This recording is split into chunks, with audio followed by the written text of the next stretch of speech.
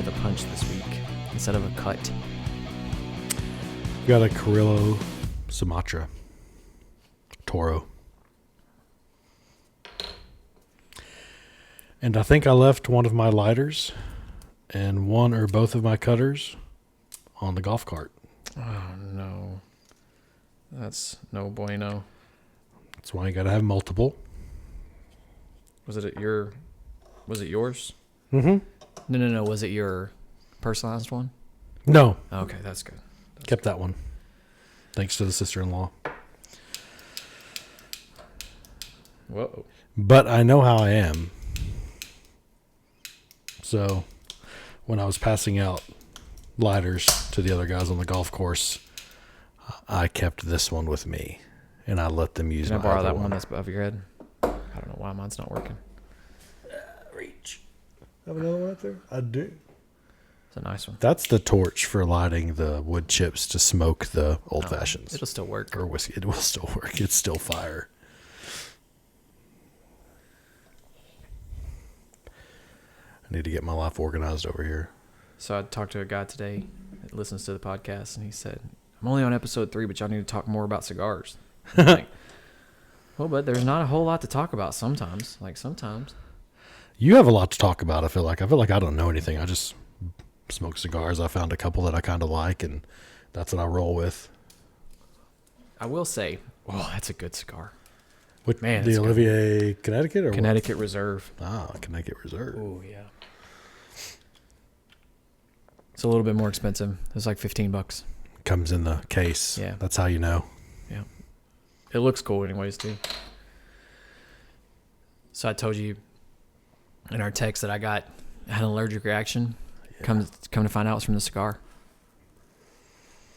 I mean, that kind of makes sense. If you have a nut allergy, so I'm allergic to tree nuts, I have to be real careful about what I smoke, because sometimes they use like an almond base. Sometimes they put almonds, sometimes they put tree nuts, or sometimes it's pecan based. I have to be real careful.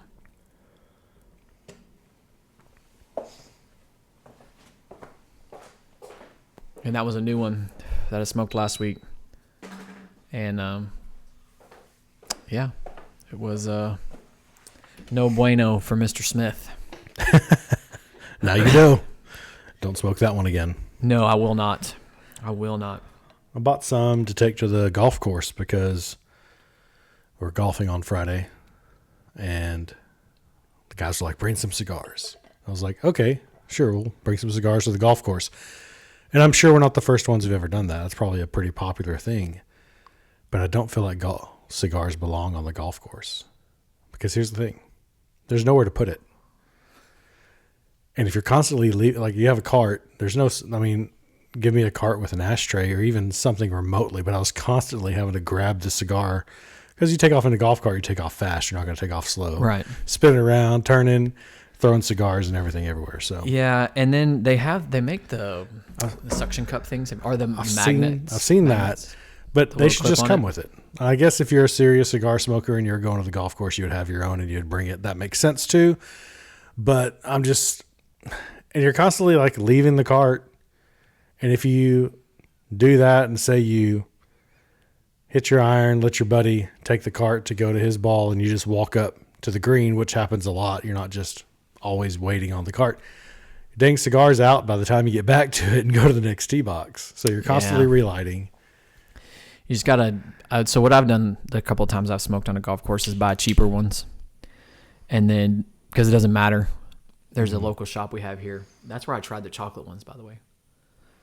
A lot of chocolate flavor. Not my cup of tea. I don't particularly like the flavored ones, but I Your do. palate enjoy has it. become more refined. Yes, but it's also to me like a dessert. And I don't want to, if I'm smoking a cigar, I don't know. To me, I'm past that. It took a long time though, like 2 years for me to get really past. Like I tried to smoke a flavored cigar over the break and I just didn't like it. It didn't taste good. Yeah.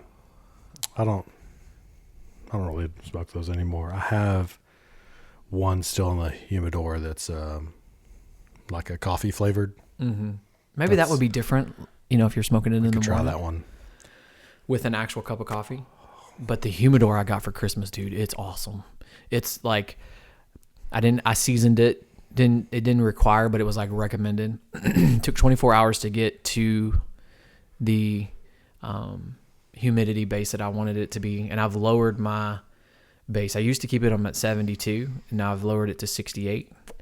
And then like tonight when I knew I was going to smoke, I took it out. So hopefully that would lower it. And it seems to have helped. So you really want to smoke the cigar around 64% humidity. Okay. Which is very difficult to like actually, you can buy a little humidor, or not like humidity odometer, or odometers that you can like stick into the cigar and it'll tell you the humidity of the cigar. I'm not doing that. But if you take it out about 20 minutes, it should lower the humidity of the cigar. With it being super dry right now, it's kind of hard, but yeah, it seems to make a difference in the taste. So I don't ask like, me why, I don't know. So I was going to say, since I don't like smoking cigars on the golf course, besides just being at home or being at a cigar shop, what's the optimal activity to smoke a cigar while you're doing? Playing cards. That tracks, yeah. I mean, I don't really... Only if I'm sitting in... Like, for me, it's a relaxation thing. Like, I don't just smoke a cigar to smoke a cigar, right? Yep. So if I'm at a place where I know I'm not leaving, or they do allow you to smoke, which is far and few between if you're not going to cigar lounges. But like I've even asked a couple of places, hey, can I smoke a cigar here? And they're like, absolutely not. Yeah. And they're, which is fine. Yeah. I'm not mad at weed. People. Yes. Cigars. Yes, weed. Yes. No, I'm just kidding. I do not do that. No, I mean like they would be okay with it. Mm-hmm. Yeah. But they would not be okay with me smoking a cigar. Which, to each his own. Which we talked about last episode, is it's an acquired smell. Like if you don't like the smell of a cigar, then it's really, really difficult to convince somebody to like it. And it's taken me a long time to get to where I like it. It is an acquired taste. I'm trying your trick, by the way. It's burning more on one side, so I just wet that side. So we'll see if we can get it. Did you use your tongue or your thumb? Thumb. Oh. Of course. That got cut out of the last episode. Did it? We lost the recording of it. Oh, really? Yeah. So okay. It got cut out. Yeah, you had some good cigar tips last episode. We lost that. By the way, speaking of, make sure the backup's going. I know. It wasn't. I'm so bad at that. It's okay, though. So what I was saying last time is if your cigar, this one's pretty even right now, but if it's going uneven and the ash is uneven, you want to lick your thumb and wet the outside of the leaf, and it'll correct itself pretty evenly. So it doesn't always work, but especially like if you're smoking an expensive cigar and you don't want it to burn super fast, you can do that. Mm-hmm. Also, that the draw matters too. So like I have a punch right now. He cut his. If you have a punch instead of a cut, the draw is less, so it causes it to burn a little slower. Also depends on the tightness of the cigar and how tight it's packed. By the way, I don't consider myself to be an expert in cigars, just from how I've tested them out and through experience. I don't know. There's somebody out there that would probably disagree with that, but that's just kind of where I'm at. How about them Cowboys? Yeah. It's over. It's fine. It's been over for a long time. So I think, hot take, I think the delay a game punt was on purpose to lose the game.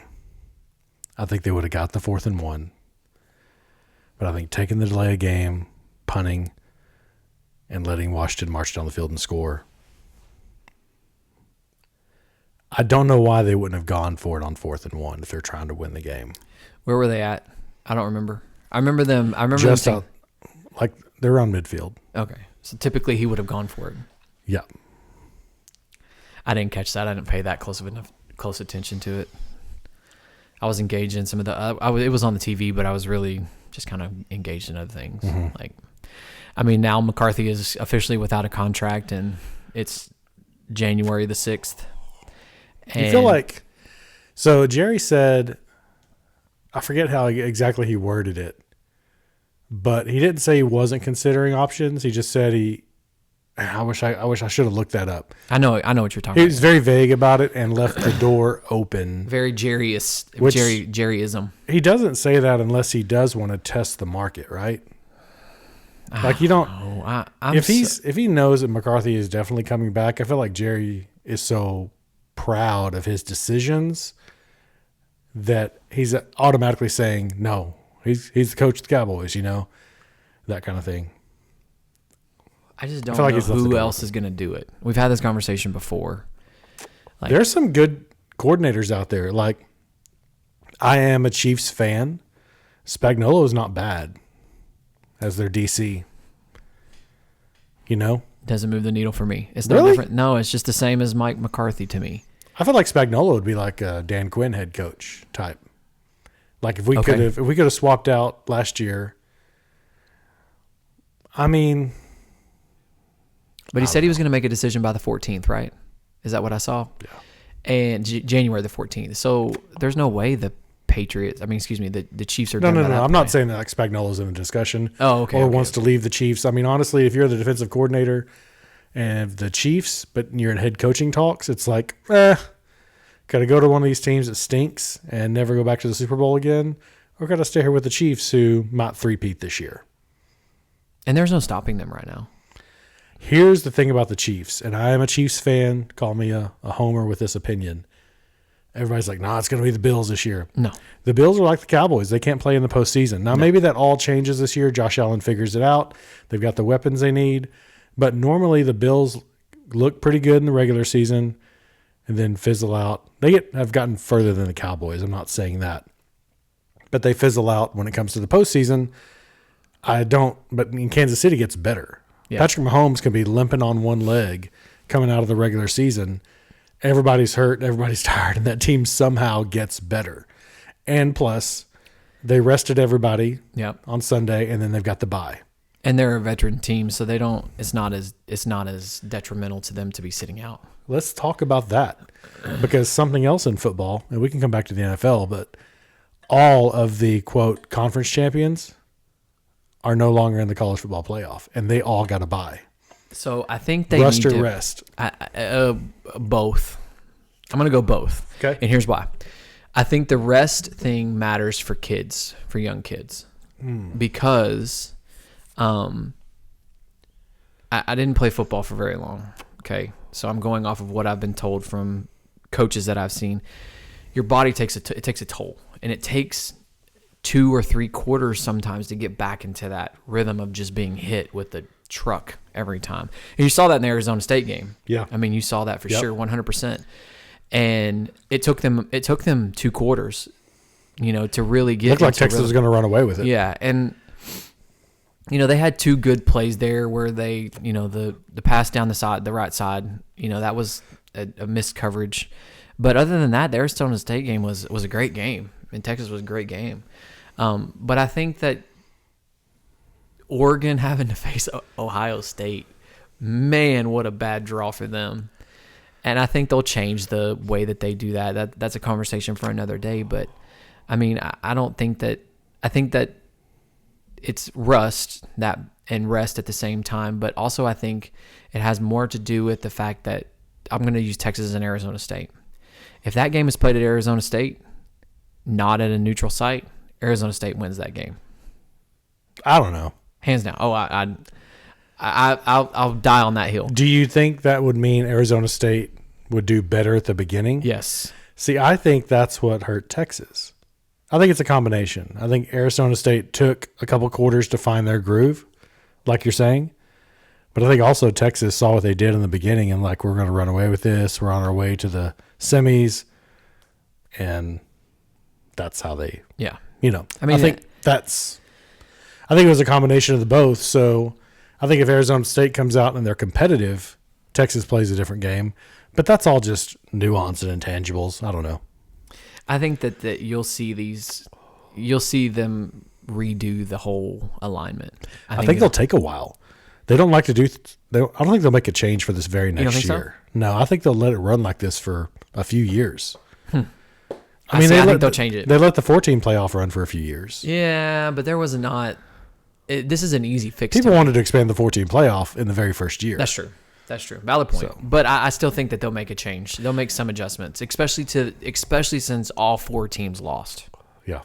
I mean, I wanted to see Oregon in the semifinals. Like, I just thought that would be an interesting one because I think, if I'm right, I don't think there's a team that's west of the Mississippi except for Texas, right? Right.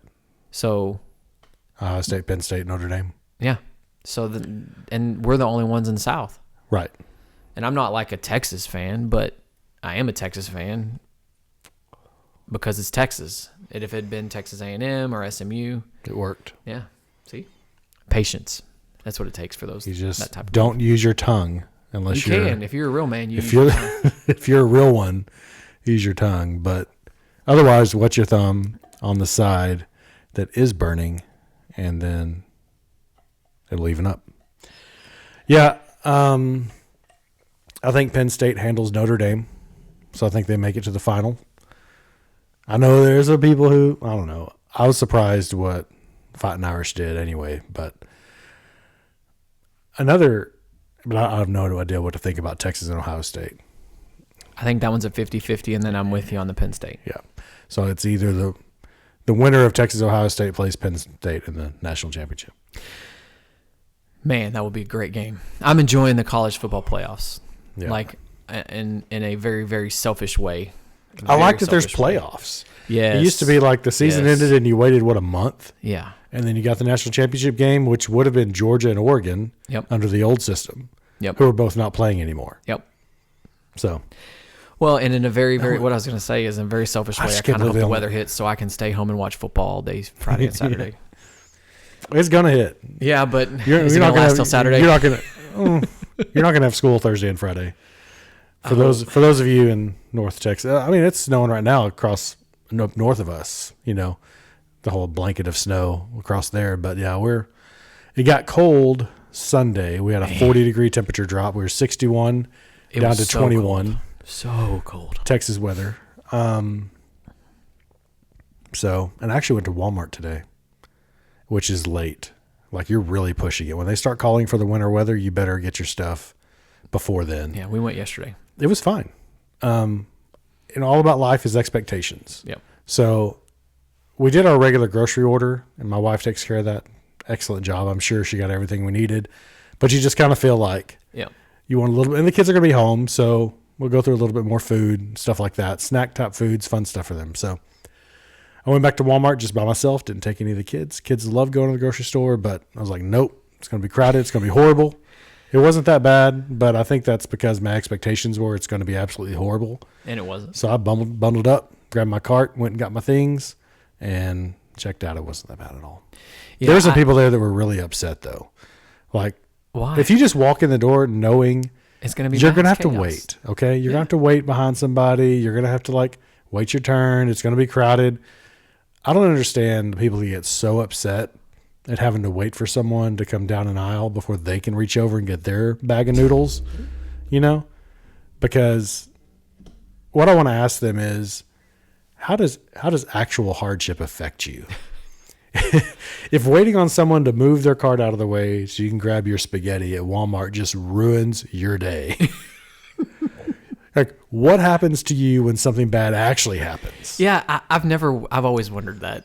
And I think that too, we get angry at unreasonable things because it's just what you do. I don't think that there's a real reason why. Same reason, why do you drive so aggressive? Why do you drive so aggressive? Slow down. Us going 90 versus going 70 is still going to get us to the same spot within 30 seconds of each other. Yeah, they did that test years ago, and it was somebody who broke all the traffic laws driving across the town versus somebody who just followed them. And the person who broke them all got there 14 seconds faster or something. And the person who's doing that saying, well, that's 14 seconds. They're trying to win at life. And how busy are you? Very, very, very busy. No, I think that the college football playoffs are awesome. I'm excited about the NFL playoffs. I didn't bet any this week, and I couldn't pull the trigger. I didn't feel confident in any of them. I won good on one. I've gotten to this habit of doing big bets. I'll bet $10 or $20 on a game, but it'll be at least 5 legs. So when they hit, it's $200, $250. But then, I have 3 in a row that don't hit. But then you hit one and you make up more than that. Yeah. So that's kind of the trend I've gotten into. And I haven't hit a big one yet. But I've only done it twice. It wasn't I lost 3 in a row on college by one player and a half a yard. Yeah, you said that. I mean, come on. Yeah, that's tough. That's very tough. Because over and under is always something and a half, right? And so it was I was usually picking the over or the under, and it was by a half a yard. So I lost 3 of those on college games. So yeah, I shouldn't have bet on the college games.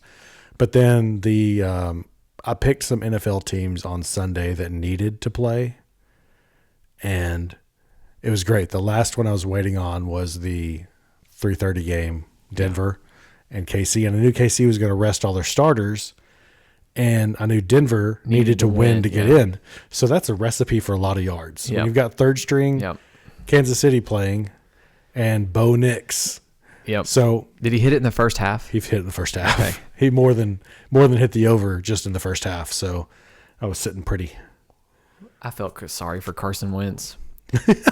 Poor guy. He was running for his life the whole time because Denver was hungry, and then he had a bunch of scrubs in front of him. Third string lineman. He was South Dakota State or North Dakota State? North Dakota State? I think so. So we went to, I forget what year this was. Well, it was the year that they were drafted because he was drafted in the same class as Dak. Yeah. So whatever year that was, my cousin got married in Delaware. And so we fly into Philly. I put on my Witten jersey, and I'm walking around Philly in my Witten jersey, which was pretty brave. Surprisingly more welcoming than you would think. Okay. A couple of police officers did ask me, like, what are you doing? I don't want to have to protect you. But it worked out. A couple of police officers said, go Cowboys. So I was like, that's dangerous. Shocking. Yeah, shocking. But so we went to is it Independence Hall or Constitution Hall? Yeah, Independence Hall. Independence Hall. And you sit through the guy says something, then you get to walk through and see where they signed the Constitution and all that kind of stuff. So there's some people from, I guess, North Dakota sitting in front of us, and they were talking about how Dak was horrible and Carson Wentz was going to be the next, because it was also, who else was it? There were 3 quarterbacks that draft class. Not Goff also. So that was always he went to the Chargers, right? Now he's with the Chargers. Yeah. Because he was in Detroit. Yeah. And so they're saying that Carson Wentz was like the next best thing. He's going to be the best quarterback and all this kind of stuff. And, of course, my brother-in-law was there with me, who is a big Giants fan, talking. So it was a big beat up on the Cowboys. And then Dak came out and had the year that he had that first year with Zeke. And I was like, and Carson Wentz went to Detroit and did nothing. Talk about fall off, though. Yeah. Well, I expect it from a running back, but a quarterback is supposed to be able to play more than that. Yeah. Well, that got hurt, though, too. You see the comment on Facebook? Huh. So I posted something on Facebook on our Facebook page and was like, hey, topics for the new year. Yeah. And somebody commented, talk about how Dak or how Tony Romo's better than Dak, and Dez caught it. I'm like, yes, we can definitely do that. Yeah. There was only one person that liked to comment. How worried are you about Dak coming back from another injury? I mean, I just remember how stale and stagnant he was when he came back from the ankle. He didn't move. He's not a pocket passer. I think the ankle, in my experience, dealing with obviously not elite athletes like that, coming back from an ankle injury like that, especially broken, is way harder than coming back from a severe hamstring injury. Now, I've had a kid tear his calf muscle and it rolls up. I've never had a kid tear their quad like that or hamstring. But, I mean, I've had kids pull their hamstring severely and it turns like the color of your phone. It turns black. And a severe ankle injury is way more difficult to come back from than a severe quad injury, in my experience. It's just a whole different, I don't know, the joint, instead of it, your quad only moves up and down, back and forth, whereas your ankle, it's the mobility and like that. So I think that injury should be easier to come back from. But who the heck knows, man? And like, who's going to be the coach? Who's going to be the DC? Who's going to be the OC? If they hire a DC, then that means they're going to have to, if he hires a DC as the head coach, a defensive guy, then that means they're going to bring in a new OC. So then that could change everything. So I don't know. I am with you though. I think if he was going to bring back Mike, he would have said it right away. If he's not at least going to test the market. Yeah. Just to see what's out there. I don't know. I'd like to see him bring him I saw back. I don't think he did that bad of a job. Well, like you say, who out there is going to do better? No, 7-10 with 50% more than 50% of your cap is on IR. So just think about that. DeMarcus Lawrence, CD Lamb, Diggs, and Dak. Yeah. So those 4 guys right there make up a Micah good was portion. out for some of the game. Yeah, some and of the season, Zach Martin. Yeah. So he's got to retire, right? He's done, right? He hasn't officially said it, but I think, they were talking about on the radio today that they're going to definitely go heavy in the linemen on the first round. That's what I was going to say. Like with the 12th pick, which we now have. And I guess if we would have won, we would have had 15 or 16. Probably not a huge difference there, but you can. Those guys on the radio would argue differently. Probably so. But you can probably also trade up better from 12 than you could from 15 or 16. Yes, I agree with that. If you do want to go get a 6 or 7, no, but I do think it's got to be line. It's got to be line. And I don't think Rico Dowdle is the answer, but the Cowboys historically have been a running team, and Dak is not the most accurate passer anymore. So, did you see anything? Do you think we got anything from Trey Lance? Did better than I thought he would do. That's kind of where I was. But it goes back to your Walmart comment. The expectations were very low, very low. I don't know. I texted you about the whole Jerry not knowing about Cooper Rush. Yeah. Like, if he didn't know, I don't know if I texted that, was that our group message? I don't remember. But like, if he didn't know as the GM that Cooper only needed like 30 snaps, get that boy his 30 snaps. Give him that $500,000. I did see that he got $250 because he did 45%. Right.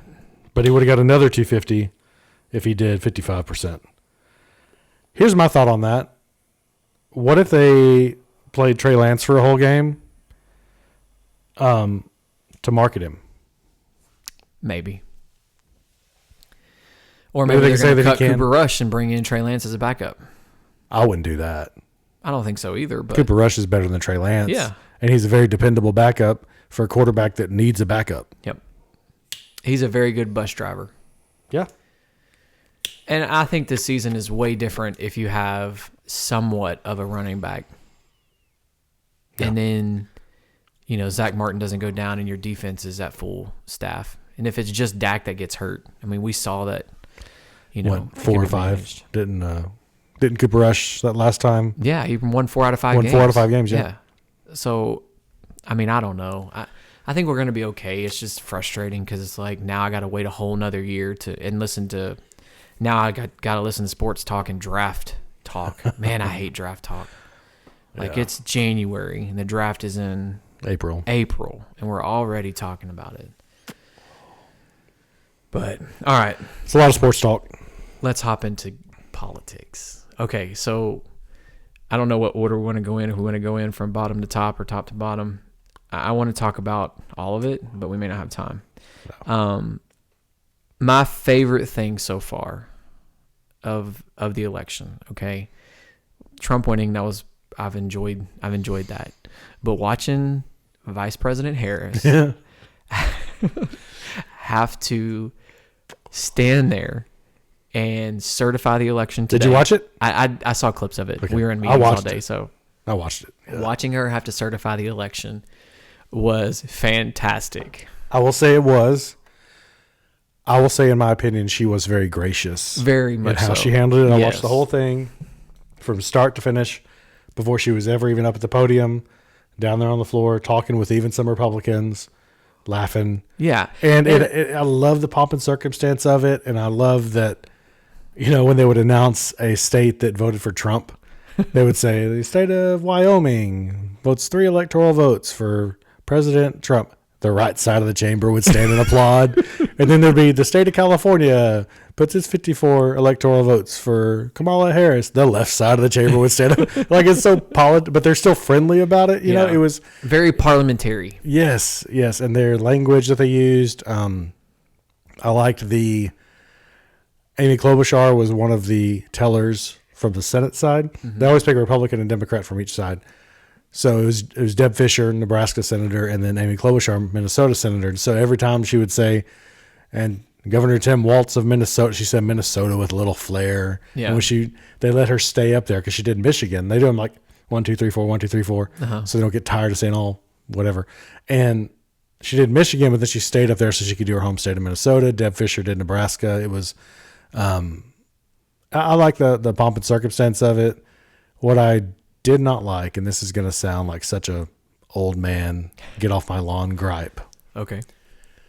In the past, it's a little bit more ceremonious. Now, they did make some changes after last time, and some of those are, related to last time. Like last time, before in 2020, to object, you just had to have one person stand up and eject and someone from the other house stand up with them.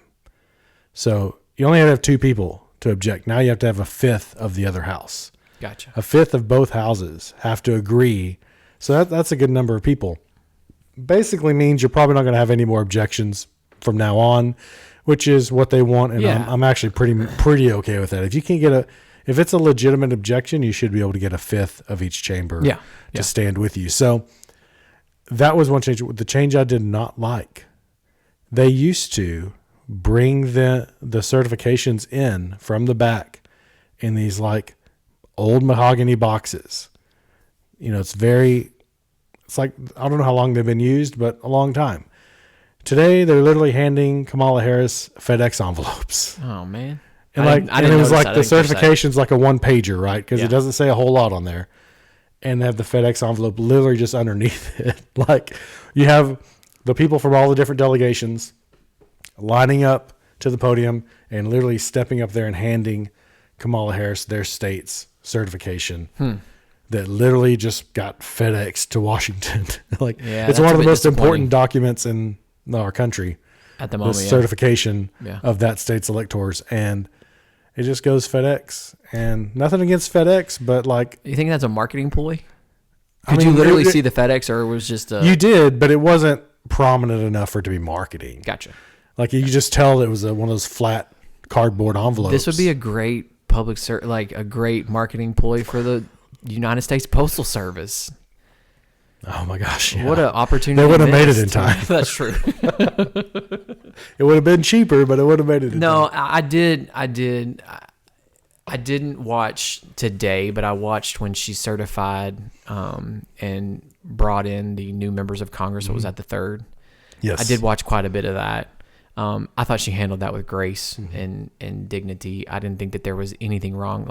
There were some snubs that you could obviously tell this person doesn't. But I mean, still, I didn't see anybody who disrespected her position currently in government. Yeah. Which is important, right? Because I don't think that this would have happened with last time. Oh no, it didn't. It didn't. And I think that this is an important step of progress, and people need to understand that. Well, the swearing in of the new members of the Congress happened last time, but it was Mike Pence. Right. So right. But he was in a contentious spot too. He was. So I think that people need to understand that but even when Trump was, brought in and you had Biden up there, it wasn't always real friendly. And I didn't see any in it there may have been one that I missed, but I felt like, every time that a child was up there, VP Harris was communicating with them at their level. hi, I know you may not remember, but we met so-and-so. Yeah. And I just felt like she handled that very well when she could have. It stings, right? Because I was even watching it today, like, especially at the end when she had to announce the total and everything. I'm like, you know what? Like, this is the business of politics. If you're in the business of politics, you've got to be prepared and okay to do it. But that still stings. Like, you still read all that out. It was her that lost. Right. That's what I mean. You wake up in the morning, put on your pantsuit, and you know you're going to the Capitol, and you know what you're going to do, and you know the blood, sweat, and tears, whatever you lost for 103 days or whatever it was. Yeah, and I think of your campaign. She did a good job. We got to give credit where credit is due. Yeah. And she could have been snarky. Yeah. And she could have rolled her eyes, which Pelosi did last year, our last election cycle. Right. She could have done all of those things, and she could have made snide remarks, which were made by both Trump and Pelosi, and when they certified him 8 years ago. And there was none of that I saw, which I am so thankful for. Right. There was even, because I was watching the big chamber camera view, there was even because the tradition is... If I stand up, am I still on the camera? Yeah. Their tradition is... My back is hurting. All right, old man. Can you still see me in the camera? Yeah. Okay. No. Wait, you just call me an old man? I did. You're older than me. A little bit. When your state's electors count is called, the tradition is everybody in the chamber, Democrat or Republican, you stand. Yeah. And like as your state's being represented. And so that still happened. So when you had a state like Ohio or a contested state like Michigan or Pennsylvania being called for Trump, the Michigan delegation, I mean, I didn't count, but you saw people on both sides standing. You even saw, especially notice this with the state of Ohio, which of course J.D. Vance is from. You saw Democrats in the Ohio delegation clapping for him. Yeah. And that, I did catch that, by the way. Without getting into, because we're not going to cover this, all of the mess that happened 4 years ago with this particular ceremony, it was good to see, like, hey, people lost, people won, government still worked, and people were gracious about it. Yes. Like, say what you want to, and whenever they start fighting in Congress, but today was a good day to watch the government work. And the January 3rd was too. And I think January 20th will be the same. Mm-hmm. So that leads us now we've had a lot of joy in this conversation. Let's hop back a little bit. There was a terror attack in Las Vegas and then a terror attack in New Orleans. I don't want to hop too much into unless you want to, we can, but I don't, does that put any fear in you for on the 20th of him? Is he going to walk? Do you think he'll walk Pennsylvania? I think he will, because that's a Trump thing to do. Yeah. I agree with you. It's kind of one of those things where I'm not hardline. He's absolutely getting out. He's absolutely going to walk. I don't know. He may stay in the car. But I think it's a very Trump thing to do, to get out and walk. So I think he will. He did last time. Yeah. Almost every president has. Reagan didn't. Almost every common era president. Carter was the first. He walked the whole thing. But you know why Reagan didn't, right? The first time, I don't know. The second time, they didn't have a parade. And because there was an assassination attempt. Remember? Because he was shot. But his first inaugural, he didn't walk in the first one. He didn't walk. He stayed in the car. He's also super old. The second inaugural for Reagan, they actually didn't have a parade. Yeah. Because it was too cold. The weather was too bad. So it's not supposed to be great weather up there. No. It's inches of snow. Which we might get later this week. But I think he'll walk. I think it's a Trump thing to do for him to walk. I would be surprised, actually, if he doesn't, because he knows what that symbolizes. Mm-hmm. The guy, I know there's a lot of people, and that's been a big topic the last couple of days, and since what happened New Year's Eve in New Orleans and everything. The inauguration obviously is a hot topic in security. This is the guy who stood back up after he got shot in the ear. He didn't crawl to the edge of the stage. He stood back up and took a minute to address the crowd after he got shot. He has no idea if there's more than one shooter, if the shooter's been neutralized. So, yeah, he's going to walk. And I think, too, that that's an important step for just like having a good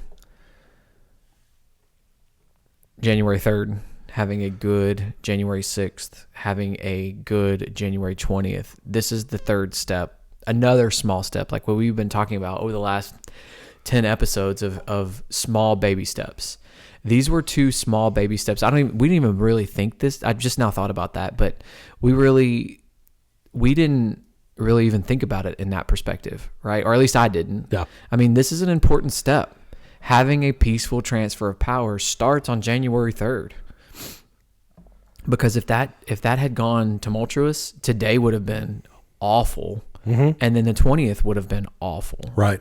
And I hope that I hope that these politicians are seeing that this has been a mandate by the people, that we want a peaceful transfer of power, and that it has to have that.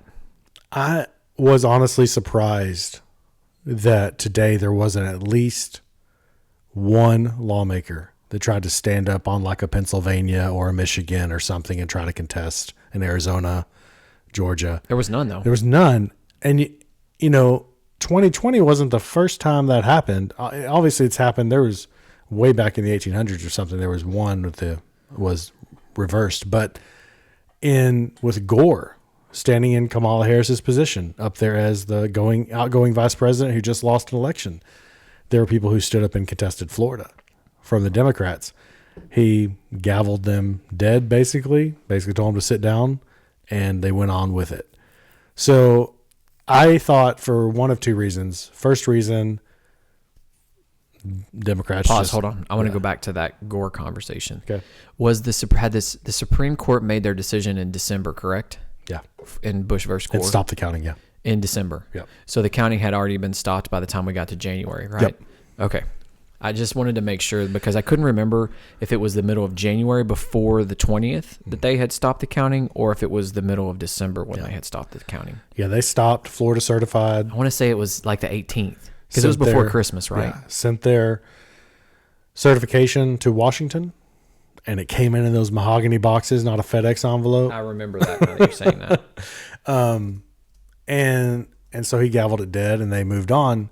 So I really thought for one of 2 reasons that might happen today. One being just because they disagree. There are Democrats out there who disagree. December 12th. Of 2000 is the day that the Supreme Court decided. Okay. So a little over a month past Election Day that year. The second reason being to give Kamala Harris the opportunity to have her moment and gavel it dead. And she never did. But she never needed to. I'm going to reiterate, that's important. Yeah, she never needed to. But I could see them saying, for her sake, for her desire to be California's next governor, and they could give her that opportunity to be like, look at her. When she was presented with, this, she took charge, and I don't know, they could set that moment up for her. That's pie in the sky speculation, but it's what I was thinking whenever it was happening. And it was very uneventful. And I'm glad. That's not a bad thing. I do want to talk. I said I didn't really want to talk about it, but I do want to talk about the whole New Orleans and Las Vegas. Did you happen to look at the manifesto for Vegas? Did you read any of it? I did not. So I watched the podcast. I don't remember Sean something. He's in my brain, this is the way I think. This is not the way that everyone thinks. But in my brain, there's like different categories of podcasts. Mm-hmm. And then I can't think of his name, but the guy that got the email from the guy, you know what I'm talking about? Yeah. His podcast, Sean something, if I'm right. I can't remember. But anyways, to me, that's more of like a conspiracy theory podcast. And he goes down some deep rabbit holes of stuff that I can't even begin to understand. So this goes into a lot of what we've talked about before. Like, do I care? Like, do I care that this guy sent this manifesto? Do I care about the drones in Las Vegas? Do I care about, I don't know, there was another thing that we talked about. Do we care about this? Well, first off, if you're going to go into a place and blow it up, there's something wrong. There's something wrong there. There's something off. I mean, call a spade a spade. Like, there's something different. Yeah. There's something wrong. So then do I want to even invest in a person who writes a manifesto about whatever he writes about? Do I want to invest in that? And do we even care? I think it's interesting to some people who are interested in that. And I know that's a very bland, vanilla statement. I think there are people who are interested in how does this guy's brain work? What was he thinking? What was his aim? What was his purpose? What was his motive? I'm not interested in that. And I think it's perfectly fine. You're either interested in that or you're not. And I don't care about any manifestos. Like I'm not. Have you ever read? Not intrigued. Okay, so obviously the most historically relevant manifesto is Hitler's. Like, have you ever read that? I have. No. I had to read it in college. I listened to one on Charles Manson. There's a podcast miniseries out on his manifesto. I did listen to that. But I'm typically not a true crime type podcast listener. And that's kind of what the aim of that podcast. So, yeah. And I don't, he said that the drones were coming from a Chinese submarine off the East Coast, and they have been for several years. Well, that was kind of already, I understood that to kind of already be out as public knowledge, or maybe you and I are just plugged in a little bit more to the news and things like that. I kind of took it as that, but I don't really, I take it with a grain of salt. Oh, that's kind of interesting. And then I move on. I don't put any deep thought into it. The only thing that I'll say about the New Orleans thing is I found it interesting, the flag that he was flying behind his truck. Yeah. If you want to look that up, you can look it up. I think that says a lot about his outcome. Right. I think that it puts a whole different turn on what he was trying to accomplish, and it makes it very clear what he was trying to accomplish. And he was successful to a certain extent. Right. New Orleans was working on their bollards is what they're called, the poles that come up out of the ground, or the big round ones like they have in front of Target. Because the ones they had were not working, so they're replacing them all, and their goal was to have them replaced by the Super Bowl. But come on. The Super Bowl is a month and a little bit after this Sugar Bowl game that also happens to coincide with New Year's Eve. So what do you think the crowd difference is between New Year's Eve and the Sugar Bowl versus the Super Bowl?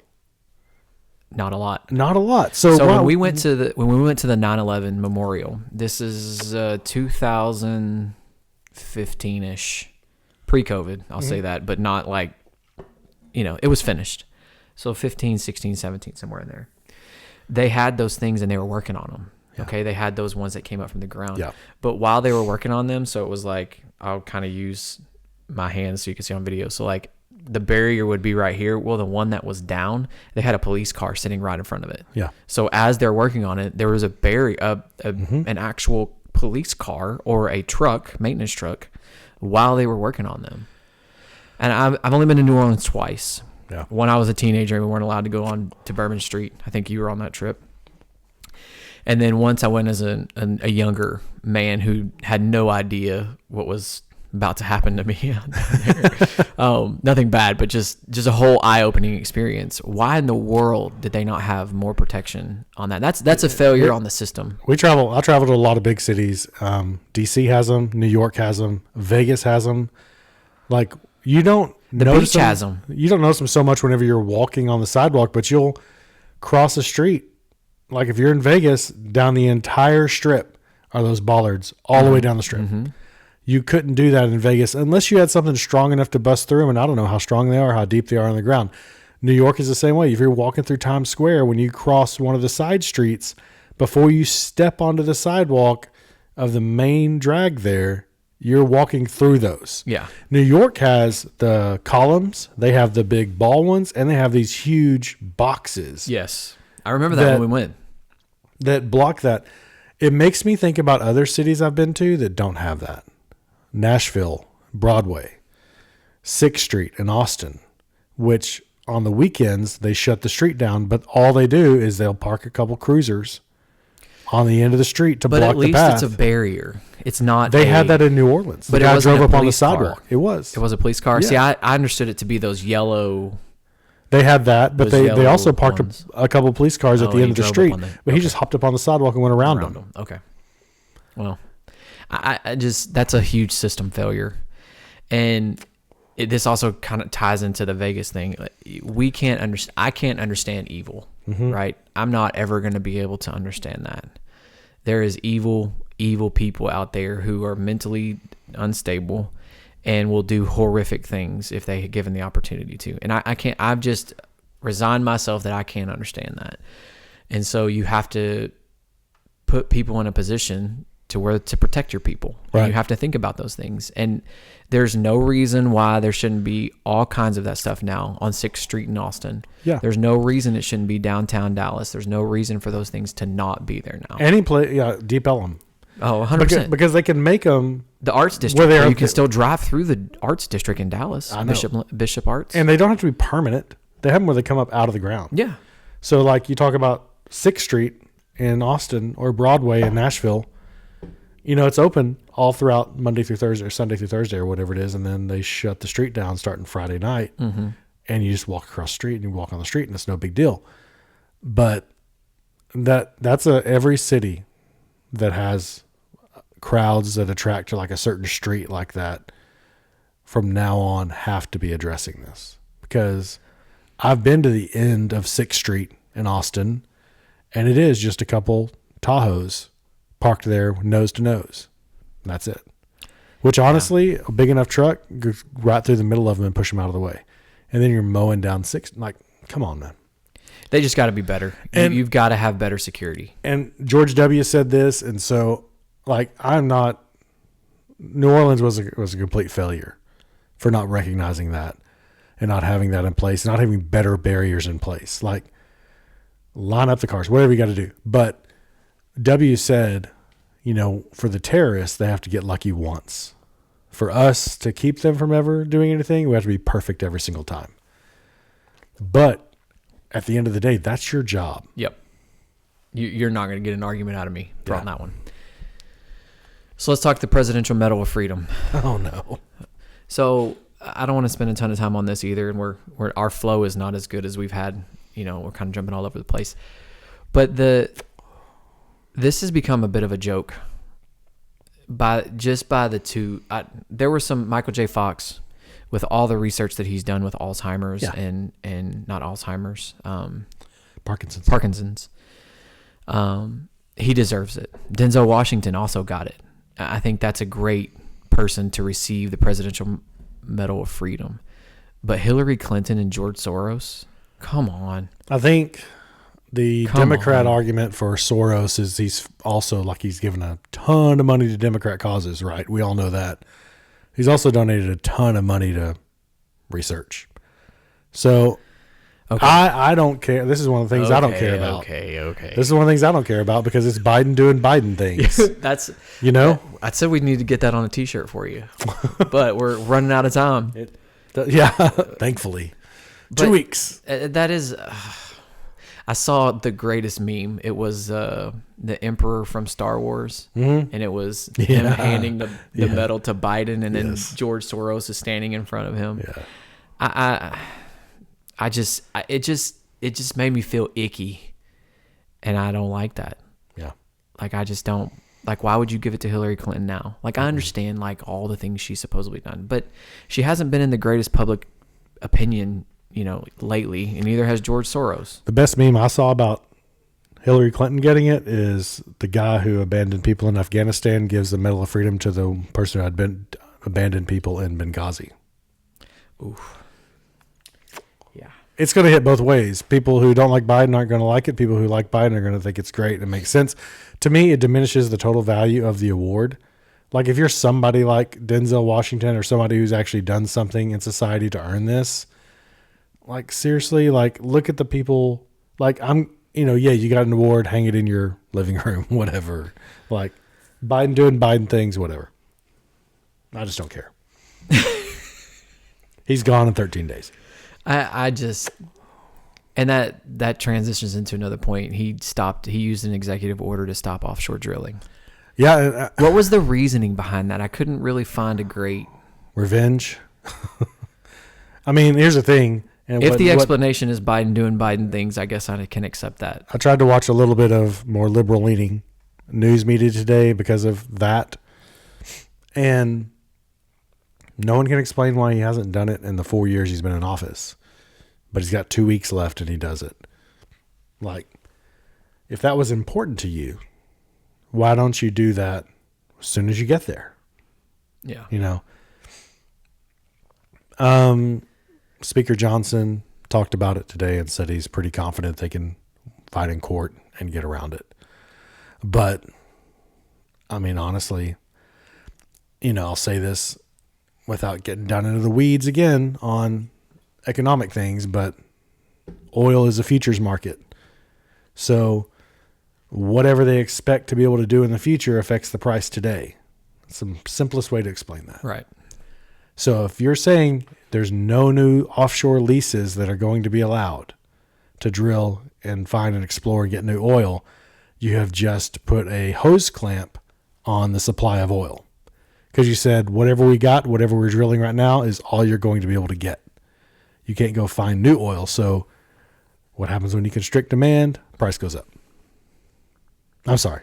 Restrict supply. I said that backwards. I knew what you meant. Yeah. Restrict supply, but you still have the same demand or more. Price goes up. So this is maybe a future topic, but I just want to touch on it because we're talking about it. Do you think Trump opens the pipeline again? Mm-hmm. I think that's one of the first thing he does. I don't recall him really talking about it of late. Mm-hmm. But, I mean, that was Biden's big thing is closing that pipeline. And I know particularly quite a few people who lost their jobs, and I think he opens it. That's a good thing to talk about on this podcast and when we record next week.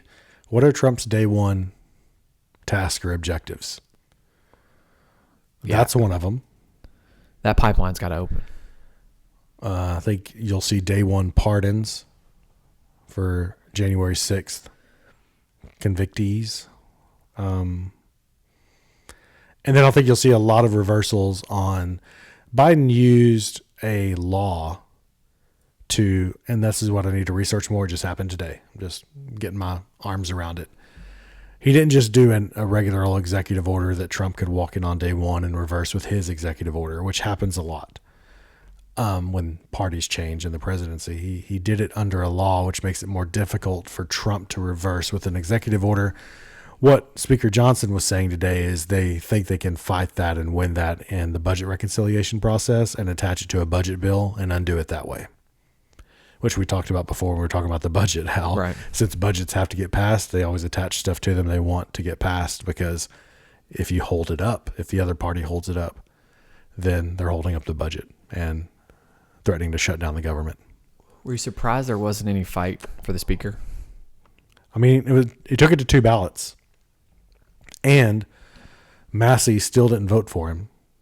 So I was actually probably surprised that it went to 2 ballots because it only has to be half. I wasn't surprised. You got to get half. So, and there's 215 Democrats and they need to grab a couple more and they can put Hakeem Jeffries as a Speaker of the House when you have a Republican controlled House. So, I mean, you wrote it's 218 to 215. Yeah, that was what it was. I think they said that Trump talked to each one of them in the intervening time whenever they cast the first ballot and Johnson didn't get it.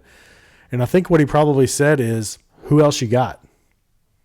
And that's a big topic with me because... Hold on just a second before we dive too much further down that hole because I do want to go down it. So we need to make sure we understand the line of the presidency goes through the Speaker of the House. Yeah. So it's president, vice president, speaker. Right. And then the line before you get to the cabinet. Before you get to the cabinet. Yeah. So that person is extremely important, which we didn't really dive too far into this when we talked about could Elon be that person.